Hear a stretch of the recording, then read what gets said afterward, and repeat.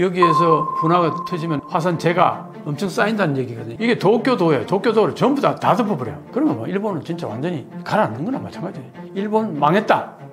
폭삭 망했다. 일본이 뭐 잃어버린 30년, 잃어버린 40년 간다 그러는데 완전히 뭐 잃어버린 100년이 될지도 모르는 거죠. 우리나라에게 영향이 과연 없겠느냐. 결국은 여기까지 분명히 영향이 오겠죠. 쓰나미가 밀려오면은 이렇게 영향이 올 겁니다.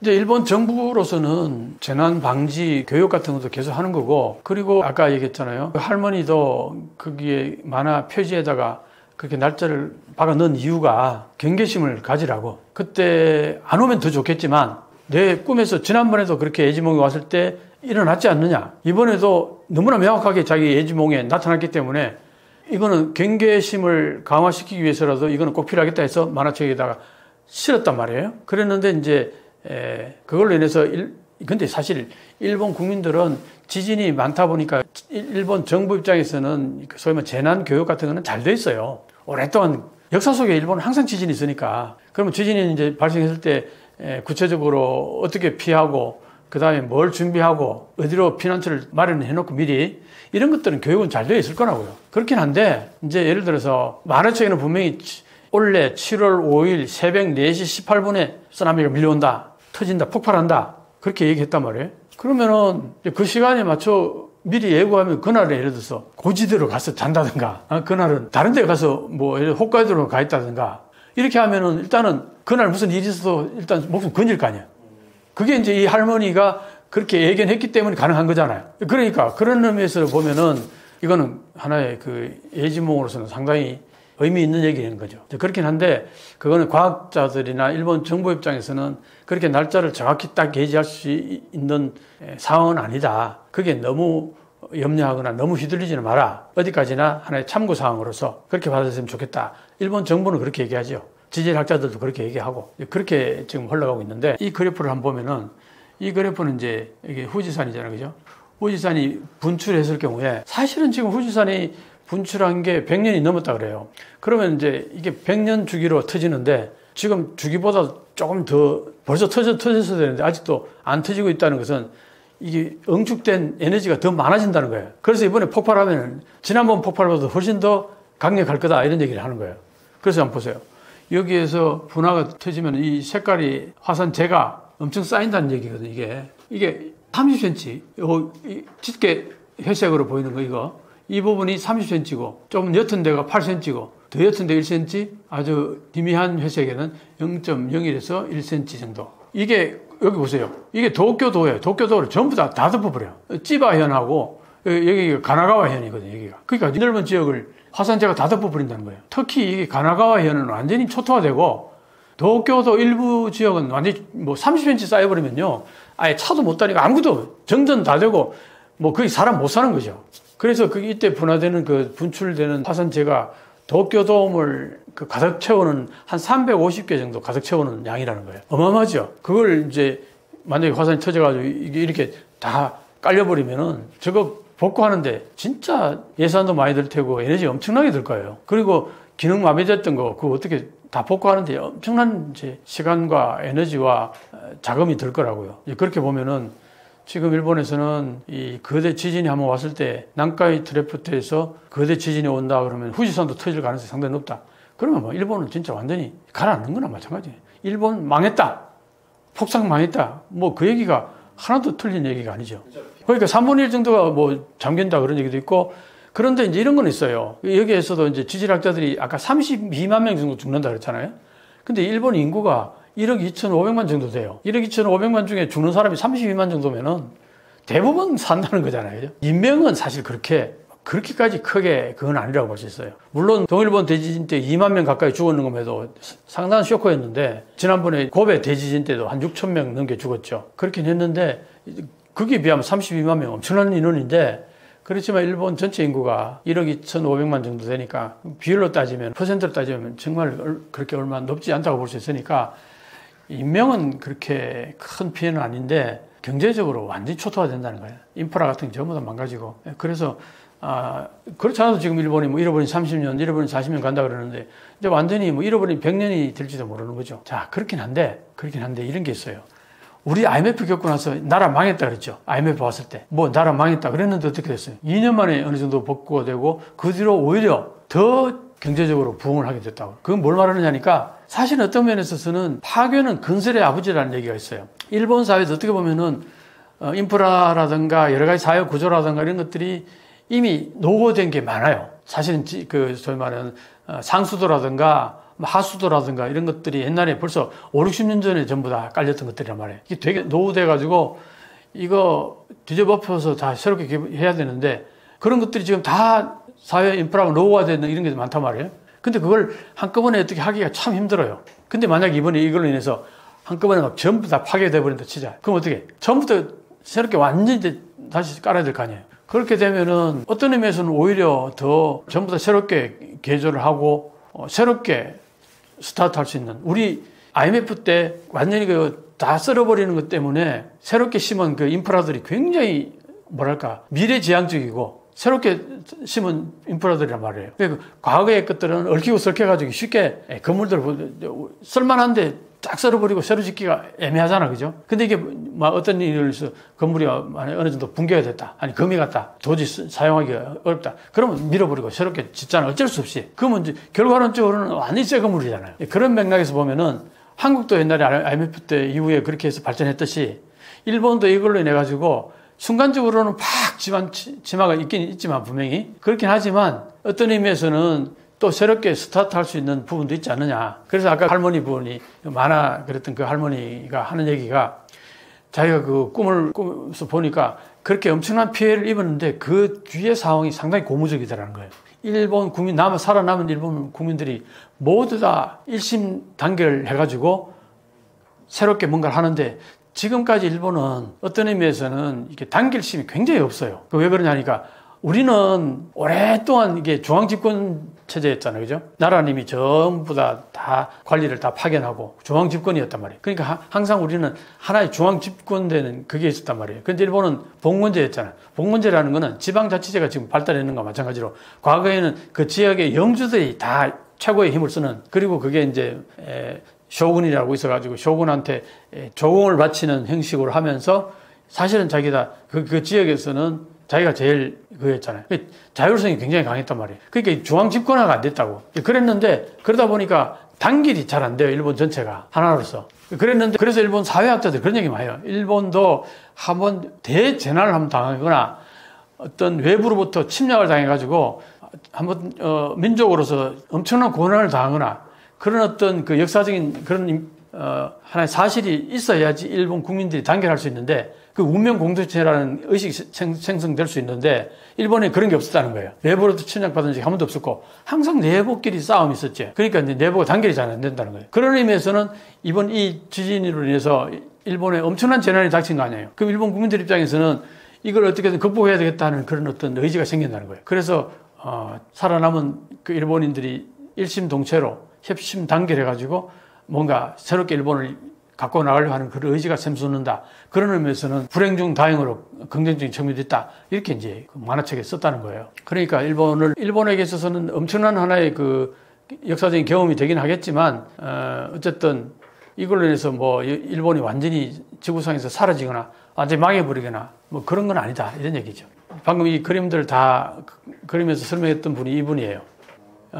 교토대학 명예교수인데 가마다 히로키라는 교수가 지진에 대해서 아주 군이 있는 학자인데 이 학자가 그런 얘기를 했어요. 아까 2035년을 경결해가지고 앞뒤로 5년 정도 해가지고 이때 100% 온다는 거예요. 지금까지는 뭐 여기에서 뭐 70%, 80% 확률을 뭐 또 이번에는 80% 확률을 이렇게 이제 정부가 발표하고 이러는데 그렇게 하면은 100%가 아니기 때문에 경계심이 더 떨어진다 이런 얘기예요. 근데 그게 아니라 아까 그림 보면 그 주기적으로 다 보면 알 수 있듯이 계산이 명확히 나온다는 거예요. 100% 온다는 거예요. 그래야지 그게 대비할 거 아니냐 이거. 100%라는 단어를 썼어요, 이 사람은.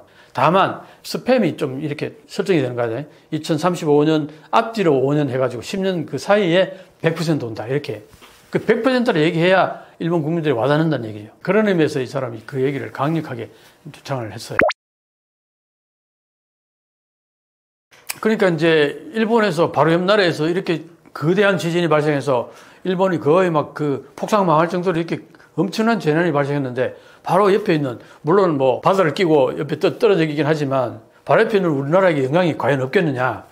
이제 그런 얘기가 당연히 나오죠. 당연히 나오는데 여기 한번 보시면은, 그림을 한번 보면은, 이게 아까 그 할머니가 예언한 그 지점이잖아요. 그죠? 여기에서 만약에 벌어졌다 하더라도 이 쓰나미가 밀려오면은 이렇게 밀려올 거예요. 이렇게 밀려오면은 결국은 여기까지 분명히 영향이 오겠죠. 이렇게 영향이 올 겁니다. 오긴 오는데, 그런데 아마 에너지는 많이 떨어져서 올 거예요. 그리고 아마 한국에서는 충분히 대피가 되겠죠. 여기까지 오는데 시간이 많이 걸릴 테니까. 여기서 터졌다 그러면 이제 막 경계심 울리고 하면서 재난 메시지도 다 오고 하면 금방 이제 한국에서는 대비가 될 거라고요. 그래서 쓰나미에 대한 피해액은 물론 뭐 여기 어느 정도 쫙 잠기는 정도는 있을지 몰라도 그렇게 크게 많이 영향을 미치지는 않을 거라 보는데, 다만南海트래프트에서 아까 말한 9.1 정도의 지진이 일어난다, 지질학자들이 얘기하는 한대로 그렇게 됐을 경우에는 이 일본 전역이 흔들릴 거예요. 그러면 그게 분명히 한국에게도 영향이 올 거라고 봐요. 그러면 지난번에 동일본 대지진 때 이게 터지면서 이 일본의 해안선이 5.3m 더 태평양 쪽으로 나왔다 그랬잖아요. 이렇게 있던 바닷속에 있던 이 육지가 솟아오른 거란 말이에요. 솟아오르다 보니까 해안선이 넓어진 거잖아요.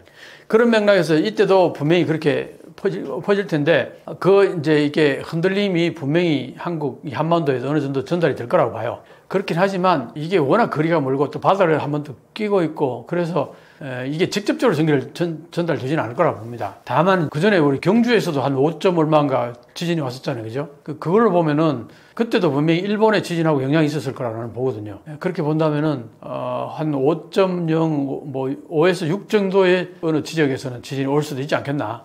그때 사실은 일본에서는 6 정도 오는 거는 그렇게 큰 피해가 없어요. 일본은 내진 설계 같은 것들이 어느 정도 오래전부터 다 되어 와 있었기 때문에 일본은 6 정도 가지고는 그렇게 큰 그게 없어요. 근데 한국은 그게 아니잖아. 그동안 지진이 별로 없었기 때문에 건물들 같은 것들 내진 설계라든가 이런 게, 물론 최근에 지은 건물들은 다 내진 설계를 했을 거예요. 분명히 한 7, 8 정도까지는 대비했을 가능성이 있다고 보는데, 옛날에 지은 건물들은 그런 게 있을 리가 없잖아요. 그러니까 그런 부분들은 좀 피해가 있을 거다. 그렇긴 하지만 괴멸적인 뭐 피해를 입는다거나 이런 일은 없을 거예요. 한국은 뭐 일본하고 비교가 안 될 정도죠. 이제 일본에서도 이번 대통령 선거에 관심이 되게 많았어요. 이제 왜 그러냐 하니까 윤석열 전 대통령을 이제 일본에서는 대환영이었잖아요. 그럴 수밖에 없는 게, 윤석열 대통령은 일본에서 역사 문제 같은 거 일본이 요구하는 대로 거의 다 들어줬단 말이에요. 하나도 어떤 뭐 요구하는 것 없이 일본이 원하는 대로 다 해줬다고요. 그 일본에서는 대환영이었죠. 우리 입장에서 어때요? 나라를 팔아먹는 외교를 했다. 거의 굴욕 외교 이런 식으로 우리를 바라보는데, 일본 입장에서는 너무나 자기들한테 좋은 대통령이었던 거예요. 자, 이게 문제가 뭐냐니까, 일본 사람들이 진짜 대체적으로요, 윤석열 대통령이 탄핵당한 거에 대해서 못마땅하게 생각해요. 탄핵에 대해서 반대한다가 야후 집회 같은 데 들어가서 보면, 물론 그 야후 집회는 약간의 그 보수적인 색채가 굉장히 강해요. 그 우익들이 그게 댓글도 많이 달고 주로 그런 이제 사람들이 많이 찾는 사이트긴 한데, 근데 야후에 보면은 그 이제 여론조사 같은 거 이제 자주 해요. 주제 달아놓고 그게 억세서 하는 사람들이 그냥 투표하는 거예요. 그러니까 이게 뭐 예를 들어서 우리 정식으로 여론조사하는 거하고는 좀 물론 다르긴 해요. 그렇긴 한데 어쨌든 큰 흐름을 한번 볼 수 있다, 이런 측면에서 그냥 한번 참고해 볼 만한데, 거기 보면은 윤석열 대통령 탄핵한 거에 대해서 80% 가까이가 반대한다 이렇게 나와 있어요. 그럼 뭐야? 한국인의 입장에서는 저거는 계엄령을 해가지고 나라를 말아먹으려고 있는 하나의 범법자란 말이에요. 헌법을 유린하고 그렇게 우리가 인식하는 게 그게 정상인데, 거기에 대해서 일본은 그 전혀 그걸 이해를 못한다는 거예요. 일본 국민들 많은 사람들이. 그러니까 그런 시각에서 바라보면은 이재명 대통령은 이제 반일이냐, 이제 친일이냐, 반일이냐. 예를 들어서 윤석열 대통령 친일인 거고, 이재명 대통령 그게 보면 반일인 거예요. 그러니까 일본에서는 한국을 바라볼 때 친일이냐, 반일이냐, 그 이분법적으로 바라보는 시각이 너무나 많은 거예요. 특히 언론이나 아니면 우익들 같은 경우는 더더욱이나 그렇고. 그래서 제대로 된 분석가들은 계속 그 얘기를 해요. 한국을 친일이냐, 반일이냐, 다 이분법적으로 보는 거는 절대 안 된다. 그렇게 하면은 한국을 절대 이해 못 한다. 그렇게 얘기를 하는데, 그거는 정말 한국을 잘 아는, 한일 관계 잘 아는 전문가들이 그런 얘기를 하는 거고, 언론은 보면요 정말 수준 낮아요. 일본 언론들 가끔 보면은 그게 나와서, 특히 TV에 나와서 하는 것들 보면은 전문가도 아닌 그냥 일본 그 일반인들이 나와가지고 소위 말해서 뭐 스포츠 선수라든가 아니면 뭐 예능인이라든가 뭐 일반인들 수준에서 나와서, 왜냐하면은 그런 사람들이 평소에 이렇게 늘 그런 사람들이 나와서 코멘트하고 해야 일반인들하고 눈높이를 맞춘다는 거잖아요.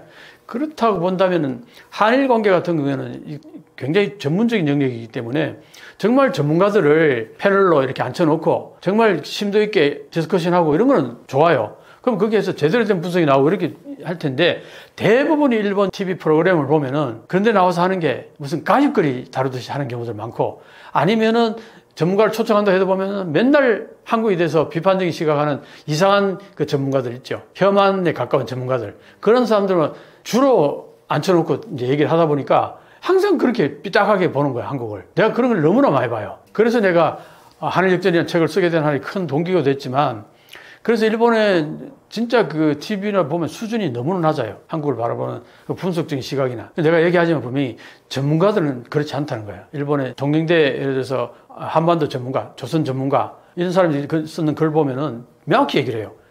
지금 이재명 대통령이나 한국의 정치를 친일이나 반일로 이분법적으로 바라보면 절대 안 된다. 그거는 한국을 바라보는 시각을 스스로가 닫아버리는 거다. 이렇게 이제 얘기를 하면서, 그리고 또 이제 일본에서는 이제 혐한이 있잖아, 그죠? 혐한이라는 게 당연히 이제 이재명 대통령을 반일로 이제 인식을 하게 되면은 거기서부터 이제 비난이 나올 거 아니에요. 이게 바로 혐한인 거예요. 듣고 보면은 그게 이제 그런 혐한들이 왜 나오냐 했더니 이제 이 사람이 그런 얘기를 하는 거야.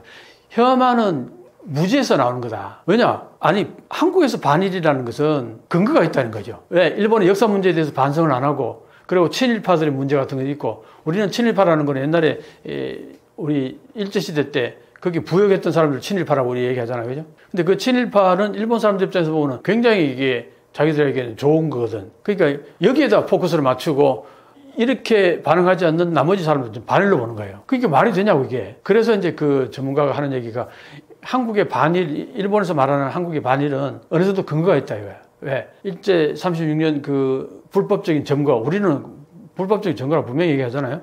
그래서 얼마나 많은 우리 피해를 입었냐고. 거기에 대해서 일본 보수 정권은 제대로 반성을 안 했단 말이에요.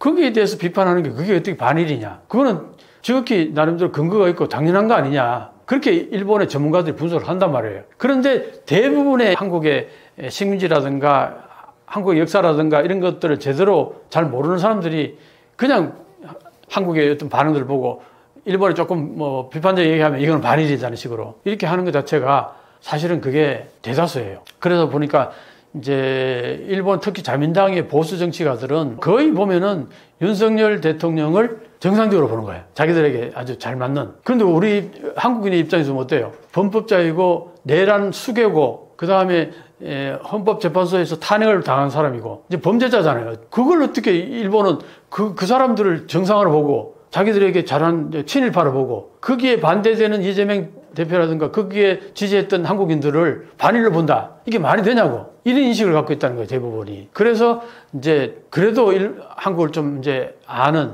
약간의 지식 엘리트들은 그런 얘기를 하는 거예요. TV에 나와서. 절대 반일로 봐서는 안 된다. 지금 현재 이재명 대통령을 반일로 본다든가. 그러니까 어떤 식으로 얘기하냐면 이재명 대통령은 그 전에 계속 일본 비판적인 얘기들을 많이 했어요. 그 다음에 그 핵 오염수 그때 그 방류할 때도 이거는 뭐 제2의 태평양 전쟁이다. 거의 그렇게 표현하기도 했고 또 한 번은 이제 일본에 대해서 역사 문제 같은 것들은 굉장히 아주 강하게 비판했단 말이에요. 그러다 보니까 이제 그런 것들이 남아가지고 일본에서는 이재명 대통령은 한국의 트럼프다. 뭐 이런 식으로도 얘기도 하고 그 다음에 최근에 와서는 이제 이번에 대통령 선거하면서 일본에 대해서 좀 호의적인 얘기도 하고 긍정적인 반응도 하고 이러다 보니까 이재명 대통령이 실용 외교를 외쳤잖아요. 그죠? 실용 외교를 외치면서 일본에 대해서 비판적인 시각을 많이 거뒀어요. 지난번 대통령 선거 때보다 이번에는 훨씬 일본에 대해서 사실 언급을 많이 하지도 않았지만 몇 번 언급했을 때 되게 중요한 파트너다. 앞으로 한일 관계는 잘 해나갔으면 좋겠다. 긍정적인 얘기를 좀 했단 말이에요. 그러니까 이제 일본에서도 이재명 대통령이 좀 바뀐 건가? 이렇게 이제 그렇게 시각을 보는 거예요. 그런데 혐한적인 시각을 갖고 있는 사람들은 절대 저 사람 바뀔 사람 아니야. 카멜레온 같은 사람이다. 자기한테 유리할 때는 아주 좋은 얘기하고 자기한테 불리할 땐 또 일본 비판할 거다. 언제든지 그럴 가능성이 충분하다. 카멜레오 같은 사람이다. 정치가다. 이런 식으로 비판하는 거예요. 그게 내가 지금 한 얘기 대충 들으면 어떤 분위기 좀 감이 잡히나요? 기본적으로 장노년층들은 대부분 이런 시각이에요. 한국에 대해서 상당히 비판적이고 이재명 대통령에 대해서 아주 이렇게 지금은 좋은 얘기 하는 것 같은데 또 지켜보겠다. 분명히 얼마 안 있어서 또 반일로 돌아설 거다. 거의 그런 식으로 인식을 해요. 그런데 이건 세대 차이가 많이 나요. 일본의 젊은 사람들은 어떠냐? 젊은 사람들은 한국에 대한 인식이 전혀 달라요. 기본적으로 젊은 사람들 중에는 혐한이 아주 드물죠. 선거에 대한 이제 반응은 사실은 젊은 사람들은 선거에 별로 관심이 없었어요. 정치에 별로 관심이 없어요. 그러다 보니까 투표하러 잘 안 가요. 그럼 어떻게 되냐? 일본에서는 자민당 선거, 이제 중의원 선거라든가 참여원 선거를 하게 되면은 보통 이제 한 50%에서 60%, 50%, 60% 사이, 60% 좀 넘기가 힘들어요. 최근에 와서 보면은. 과거에는 뭐 70%도 넘기도 하고 했는데 최근에 와서는 뭐 거의 60% 넘기기 힘들어요.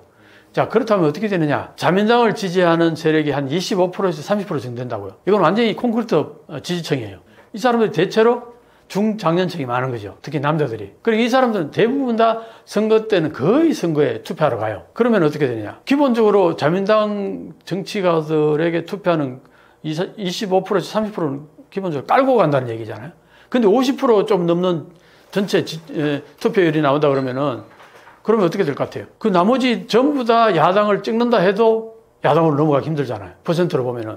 이미 자민당 지지층 한 30% 가까이 이미 기분 깔고 출발하니까 거기서 25% 더 한다 해도 55% 된다 하더라도 전부 반대하는 표가 나온다 하더라도 자민당이 다수가 되는 거 아니에요.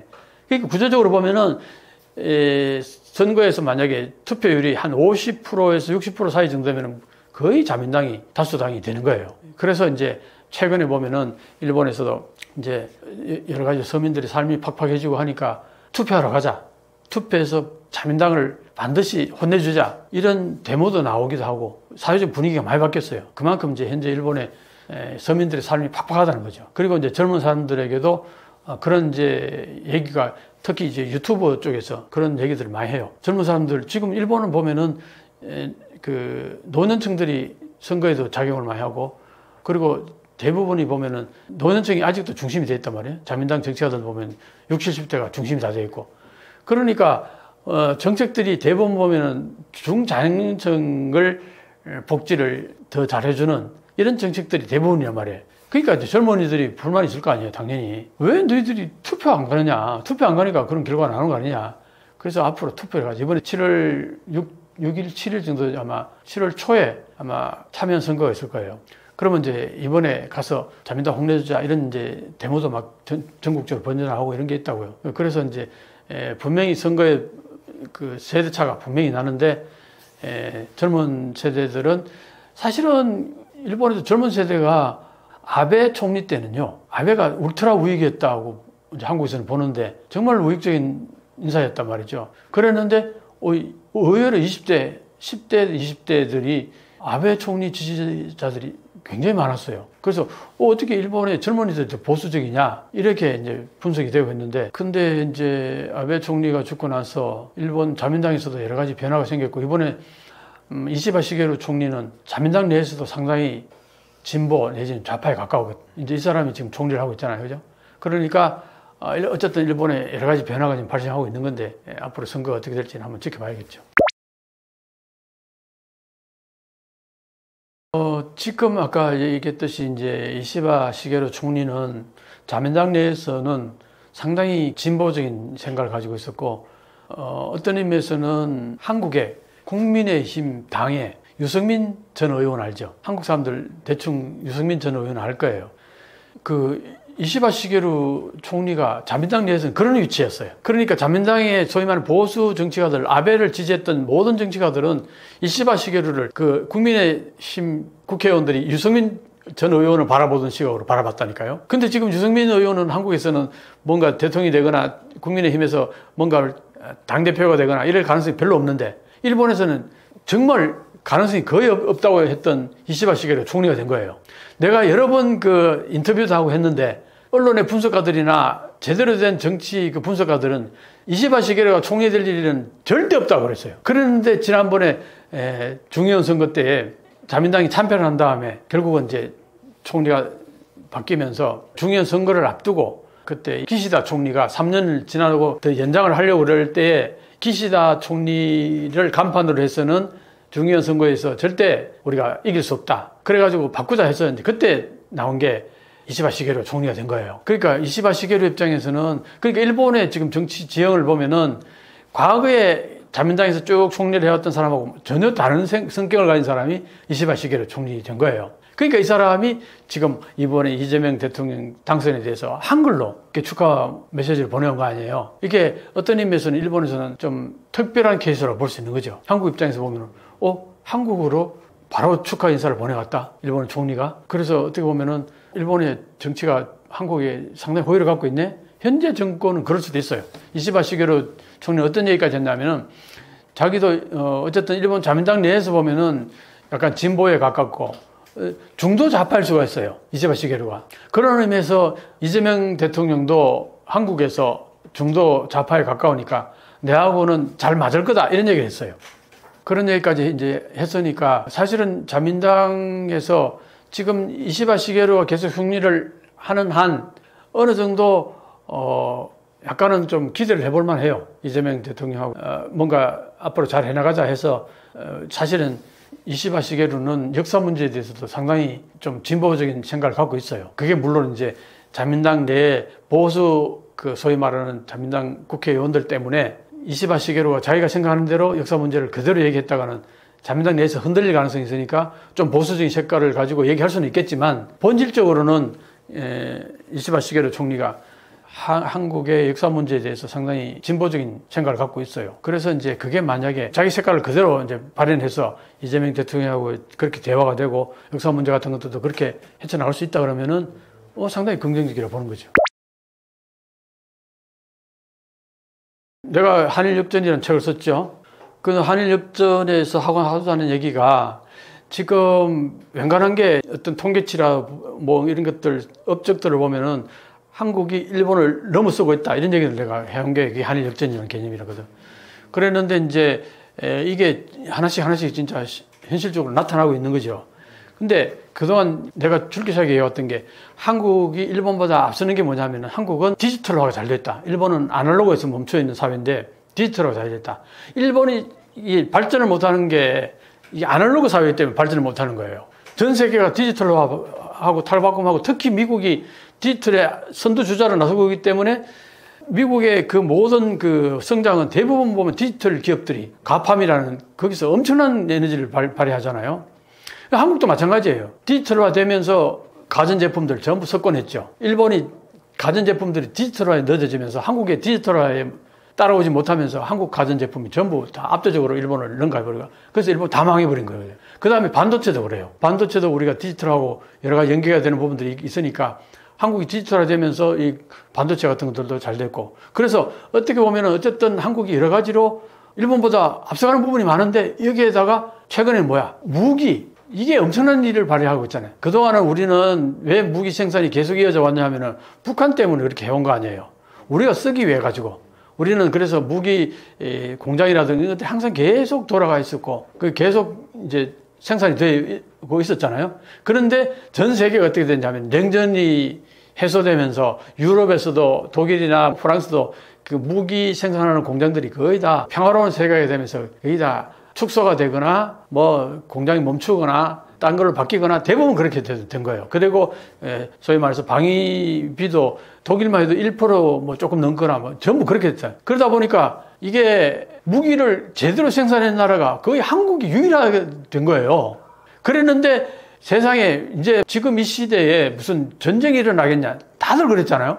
그랬는데 재래식 무기로 전쟁을 치르는 데가 지금 러시아가 우크라이나를 침략하면서 거기서 재래식 무기 전쟁이 벌어졌잖아요. 그러다 보니까 그 나토가 그 우크라이나가 전쟁을 이제 침략을 받으면은 나토가 지켜주게 돼 있어요. 미국이 지켜주게 돼 있어요. 왜 그랬냐? 과거에 우크라이나가 핵무기를 많이 가지고 있었잖아요. 그 핵무기를 6,000기인가 7,000기인가 거의 10,000기 가까이 되는 그걸 전부 러시아로 넘겨주는 대신에 그 대신에 우크라이나가 주변으로부터 침략을 받으면은 미국이나 나토가 지켜준다. 이게 되었던 거예요. 그랬는데 지금 침략을 받아버린 거예요. 러시아로부터. 그러니까 미국이 지켜줘야 되고 유럽이 지켜줘야 되잖아요. 나토가.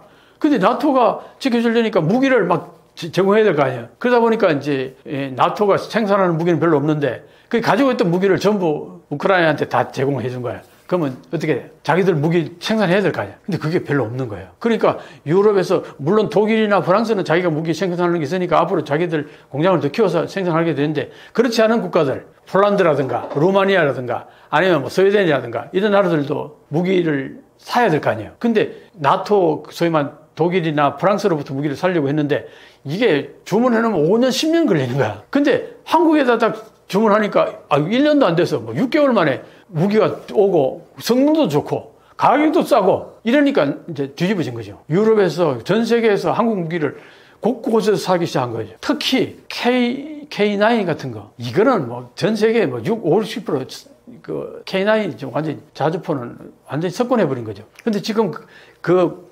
탱크라든가 K2 탱크라든가 이런 것들이 전부 한국 제품이 성능이 엄청 좋은 거야. 이러니까 이제 전 세계가 한국 무기를 막 엄청나게 살려버리는 거예요. 거기다가 또 뭐가 있어요? 미국이 해군력에서 중국을 압도했는데, 전 세계를 압도했는데, 지금 해군함을 중국이 엄청나게 막 급속도로 생산해내는 거야. 그러니까 이제 1년에 막 몇백 척의 그 해군 함정을 만들어내니까. 근데 미국은 지금 조선소가 거의 다 망해가지고, 해군정이든 뭐든 배를 만드는 게 1년에 겨우 서너 척 만들면 그게 다예요. 성능이 그거밖에 안 돼. 그러니까 어떻게 하겠어요? 당장 지금 배를 계속 만들어내야 되는데 왜 중국이 저렇게 급속도로 하는데 그게 맞추려면은 최소한 미국이 1년에 그래도 100척 이상의 군함을 만들어야 될 텐데 이게 안 되잖아요. 그래서 결국은 한국에다가 맡기려고 하는 거예요. 이걸. 자, 그러다 보니까 어떻게 돼요? 한국은 그동안 K 콘텐츠로 수출을 많이 했잖아요. 그죠? K 드라마, K 팝 이런 것만 해도 몇백억 달러씩, 몇십억 달러씩 되는 데다가 K-푸드, 뭐, K-뷰티 이런 것들도 몇십억 달러씩, 그거 다 포함하면 몇백억 달러씩 돼요. 그 다음에 거기에다가 지금 무기 수출도 이것도 이번, 뭐, 올해만 해도 170억 달러, 앞으로 뭐 200억 달러, 300억 달러 금방 올라갈 거라는 봐요. 그렇게 되다 보니까 한국의 국력이 이런 게 확실하잖아, 보태주는 게. 근데 일본에는 그게 별로 없는 거, 이런 게. 그러니까 이제 한국은 이제 군사력도 팡팡해지고, 그 다음에 문화 콘텐츠도 전 세계에서 그렇죠. 경제 규모도 이제 전 세계 경제 대국이 됐다고 얘기도 하죠. 그러니까 한국이 뭐로보나 그런 거 다 골고루 다 나름대로 점수를 갖는 거야. 근데 일본은 예를 들어서 디지털화 잘 안 돼 있어요.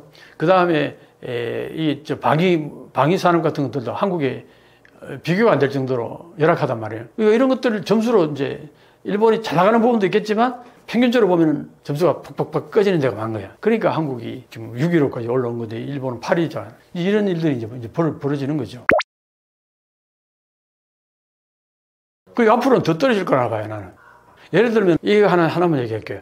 일본에 그러면은 자위대 무기 생산할까요, 일본도? 그리고 기술력이 대단하다는 거잖아요. 일본은 늘 기술의 일본 뭐 맨날 그렇게 얘기하잖아요. 그런데 왜 일본 자위대 무기가 수출이 안 될까? 그동안은 물론 이제 헌법 구조라는 제약 요인이 있었어요. 무기 수출 3원칙 그래가지고 제약이 굉장히 많았었어요. 그래서 그것 때문에 수출이 잘 안 됐다고 이제 이렇게 얘기할 수 있는데 사실은 아베 총리가 그걸 다 풀었어요. 지금은 수출하는데 크게 법률적인, 헌법적인 제약 거의 없다고 보면 돼요. 그런데도 왜 수출이 안 되느냐? 자, 이런 거예요. 일본에 무기 생산할 때 어떤 식으로 생산하냐니까 정부가 발주를 하잖아요. 탱크, 비행기, 헬리콥터, 뭐, 전차 이런 것들을 이제 발주를 할 때에 이걸 한 기업에다 다 발주를 못 하겠죠. 그러면 이 기업 저 기업 이렇게 한 10개 기업을 나눠 가지고 무기를 다양하게 나눈다고. 그래서 발주를 해요. 그러면 그 기업들이 그걸 발주를 받아 가지고 생산하잖아요. 생산해 가지고 정부에게 넘겨줄 때, 자기들을 넘겨줄 때에 자기들이 생산 단가에 계산을 쫙 해 가지고 거기에 뭐 이익을 한 10% 정도 남겨서 넘겨준다고 하죠, 정부에다가. 그러면 일본 정부가 그 돈을 지불해요. 세금으로. 자, 그러면 어떤 현상이 벌어지냐니까 이걸 스피디하게 만드는 것도 아니고 세월아 네월아 만들어서 어쨌든 넘기면 주면 되잖아. 그럼 여기에 시장 개념이 없어요. 어쨌든 제품을 만들어서 정부에 넘기면 주면 돼. 그러다 보면 경쟁 시스템이 전혀 없는 거야. 왜? 다른 나라 어떤 요 같은 경쟁해가지고 내가 만드는 게 아니잖아요. 그러다 보니까 세월아 네월아 하고 만들어서 거기에다 또 온갖 비용 개념이 없으니까 나중에 만들어 놓으면은 이게 비용이 한국의 탱크 만든 것보다 2배, 3배가 높아요. 거기에다가 다시 또 일본말로 점이하게씩 비용 산출이라고 그래요. 점이하게씩이 뭐냐니까 어떤 액수를 딱 정해주고 요 예산 범위 내에서 탱크를 만들어라가 아니고 탱크 만드는데 들어가는 비용을 전부 계산해가지고 거기에다가 이윤을 좀 남겨서 넘겨주는 거예요. 그러니까 여기에 생산하면서 소위 말해서 비용 개념이 없는 거예요. 비용 삭감 개념이 없는 거예요. 이거는 일본의 대부분이 다 그래요. 반도체도 그랬어요, 옛날에. 반도체도 이걸 반도체 만드는데 예를 들어서 컴퓨터에 들어가는 반도체라 그러면 컴퓨터 한 대 파는데 얼마면 거기에 들어가는 예산이 어느 정도 딱 정해져서 그 예산에 맞게 반도체 칩을 만들어야 된다. 이게 아니라 그냥 반도체 좋은 제품을 만드는 거예요. 그 만드는데 든 돈을 전부 합산해가지고 거기에다가 이윤을 얼마 남겨서 시장에 내놓으니까 이 다른데 하고 이 가격 경쟁이 안 되는 거예요. 일본의 대부분 그런 부분들이 많은 거예요. 그래서 이걸 점이하게식이라고 그래요. 이게 점이하게식 가격 설정. 이 문제가 심각한 거예요. 그래서 일본 이 무기들이 전부 가격이 비싸요. 그래서 시장 개념이 시장에 나서 한국하고 무기를 이렇게 만약에 경쟁했을 때 이 가격 경쟁이 안 되는 거예요. 그래서 일본 수출이 안 된다고 보는 거예요. 그러다 보니까 기업 입장에서도 탱크를 만들었는데 자위대에 납품하고 그 다음에는 수출이 안 되잖아요. 더 생산할 수도 없잖아요. 그게 재미가 없는 거야. 요걸 해서 납품하고 그 기술 그대로 가지고 계속 제품을 만들어 가지고 수출을 하면 거기서 돈을 벌고 이런 게 있어야 되는데 그게 없으니까 이게 별로 재미가 없으니까 기업들이 방위산업에서 자꾸 철수를 하는 거예요. 그래서 이게 인기가 없는 한국이 된 거예요. 그러니까 여기에 제품이 좋아질 수가 없는 거예요. 그래가지고 일본 무기의 성능이 정말 엉망인 것들이 많다 그래요. 기관총 같은 것들도 이게 나가다가 갑자기 멈추기도 하고 막 이거 땡겨가지고 뭘 저렇게 조정했는데도 이게 땡기지도 않고 막 그런 어떤 불량품들이 꽤 많다는 거예요. 소총 같은 데도. 그래 하여튼 무기들이 성능이 그렇게 썩 좋지도 않고 탱크 만드는데 뭐 이 궤도선이 막 그냥 운전하다가 그냥 이탈되거나 그런 사진들도 보면 있어요. 한마디로 말해서 무기가 시장 개념이 아니다 보니까 경쟁력이 많이 떨어지는 거예요. 그래서 그런 부분에서 점수가 좋을 리가 없잖아요. 한국에 비하면은 그런 부분들이 많이 낮다는 거죠. 그래서 종합적으로 보면은 한국이 6위고 일본이 이제 8위 떨어지는 거. 앞으로 일본 사람들 그 잘 처음에는 받아들이기 힘들겠지만 앞으로 가면 갈수록 계속 벌어질 거예요. 내가 볼 때. 한국이 여러 가지 지금 얘기했잖아요. 예를 들면은 봐요. 한국의 K-컬처가요. K-푸드, K-드라마, K-뮤비, K-푸드 이런 것도 전부 미국에 엄청나게 지금 수출이 되고 있잖아요. 그럼 거기에서 미국에서 한국 제품 그러면은 여러 가지로 요즘 인식이 굉장히 좋아졌단 말이에요. 저 미국의 여론이 한국에 대해서 호의적이 될 가능성이 높잖아. 그런 면에서. 그래서 이제 그런 데다가 또 트럼프 입장에서도 보면은 한국은 미국에다가 수출하는 것도 많고 어쨌든 또 미국이 요구하는 것들을 한국이 들어줄 만한 요소들이 많은 거예요. 특히 그 중에서 아까 말했듯이 해군 함정을 만드는 거 미국이 못 만든단 말이에요. 지금 현재. 근데 그게 지금 꼭 필요하단 말이에요. 미국 입장에서는. 그래서 트럼프가 한국 하나오션에도 전화해가지고 하나오션 사장하고 전화해가지고 아니면 뭐 한국의 대통령하고 전화해가지고 우리 배 만들어달라 그런 얘기를 했잖아요. 요구를 했잖아요. 그러니까 트럼프 입장에서는 한국한테 요구를 할 게 있는 거예요. 좀 도와달라고. 그게 강력한 이제 무기인 거죠. 특히 이제 해군 함정. 그 다음에 지금 현재 미국의 해군 함정들이 굉장히 노후된 게 많아요. 그거 전부 다 이제 새로 수리하는 거. 이것도 한국만 할 수 있어요. 그러니까 이런 것들이 그거 엄청난 거 아니에요. 미국이 세계 톱 클래스의 군사력을 갖고 있는데 그 중에 가장 강력하게 뭐 해군이잖아요. 근데 해군 전력이 지금 거의 해군 함정을 못 만들고 그 다음에 수리를 제대로 못 하는데 그걸 함정 만들어주는 거 한국이 하고 그 수리를 한국이 해주고 엄청난 일이 아니에요? 이걸 한국이 할 수 있는 거예요. 일본은 못 하는 거예요, 거의. 왜냐? 미국에 그 시찰을 왔었어요. 이제 필요하니까 한국하고 일본하고 조선소를 탐방을 했는데 압도적으로 한국이 경쟁력이 있고 한국한테 맡기는 게 이게 좋겠다 생각을 한 거예요. 그래서 지금 한국한테 지금 그걸 요구하고 있거든. 그러니까 앞으로 한국의 이 해군 함정 만드는 이 우리 기업체들은 엄청나게 아마 팽창할 거예요. 그런 맥락에서 그러니까 이제 트럼프 입장에서 보면은 한국에 대해서는 아쉬운 소리를 할 게 있잖아요. 근데 일본에 대해서는 아쉬운 소리를 할 만한 게 별로 없어요. 아까 얘기했듯이 일본의 자동차 관세를 24% 매겼는데 그걸 이제 내리려면 일본이 미국 자동차를 수입해 주거나 미국 자동차를 사주거나 그래야 되는데 미국 자동차는 일본에서 팔리질 않아요. 그러니까 트럼프도 그거 알아요. 그러니까 우리 차 사주는 대신에 그렇게 해서 수입 적자를 줄여주면은 세금 낮춰주겠다. 뭐 이게 딜이 돼야 되는데 그게 딜이 안 되는 거예요. 그럼 어떻게 돼? 자동차세는 낮추려면 다른 어떤 영역에서 미국에서 수입을 많이 해가지고 미국이 수입 적자를 어느 정도 이렇게 뭔가 상쇄시켜주는 뭔가 있어야 될 거 아니에요. 그게 농수산물이 좀 있는 거야. 일본이 미국으로부터 농수산물 수입해오면 그중에 쌀이 이제 얘기가 된 거예요. 그래서 쌀이 아까 고이점이 농수산 장관이 수입을 하게 되면 미국 쌀을 많이 수입할 거예요. 그게 이제 어떤 면에서는 자동차세 좀 낮추는 카드로서 활용도 하면서 국내 쌀 가격을 낮추는 이중 카드로서 활용이 가능하니까 이제 그런 부분이 있긴 있는데 그게 사실은 뭐 그렇게 큰 금액이 될 수는 없어요. 엄청난 금액이 될 수는 없거든요. 그러니까 이제 한계가 있는 거죠. 그래서 이제 일본 입장에서는 자동차 관세를 낮추는 데 있어서 그렇게 큰 강력한 카드는 될 수 없다는 거죠. 근데 한국은 어때요? 한국은 저기 미국 군함을 만들어주고 군함을 전체 수리해주고 이건 엄청난 그 큰 카드거든요. 그러니까 그런 것들을 가지고서 우리는 협상에 어느 정도 유리하게 카드로서 활용할 수 있지 않을까. 그런 의미에서는 지금 관세 정책에 있어서 한국이 일본보다는 여러 가지 유리한 면이 있다. 그만큼 한국은 미국으로 여러 가지 수출해주는 그런 것들 카드로 활용할 만한 것들이 좀 있다. 그렇게 이제 얘기를 하는 거죠. 떠미기준 TV 시청자 여러분, 사실 제가 그동안 여러 영상에서 한일 역전이라는 이제 큰 타이틀을 가지고 제가 계속 얘기를 했고, 일본의 여러 가지 이런 옛날에 일본이 아니다. 그리고 옛날에 한국이 아니다.